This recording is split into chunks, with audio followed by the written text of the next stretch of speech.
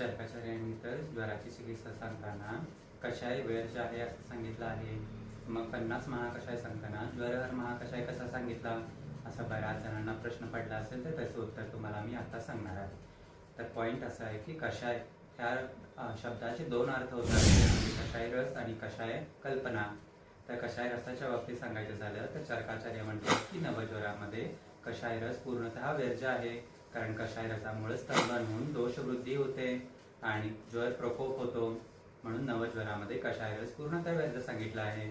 दुसरी कल्पना म्हणजे जेव्हा ज्वर साम अवस्थेतून निराम अवस्थेत जातो त्यावेळेला म्हणजे 6व्या दिवसानंतर आपल्याला कषाय वापरण्यास मुभा दिलेली आहे, हे आपल्याला चरकाचार्य सांगतायत त्यांच्या चिकित्सास्थानामध्ये.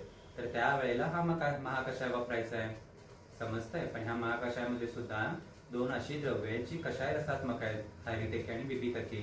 तर ते का?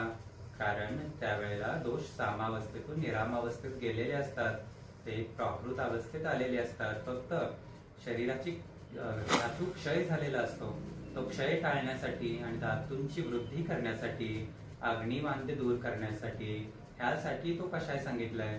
तो ऍक्च्युअल मध्ये नवज्वरामध्ये वापरायचा कषाय नाही आहे, तो जीर्ण ज्वरामध्ये आणि गुराण ज्वरामध्ये वापरायचा कषाय आहे. तर हे ट्रिक तुम्ही लक्षात ठेवा, आणि असे अजून काही कन्फ्युजिंग पॉईंट असतील तर मला कमेंटमध्ये नक्की विचारा.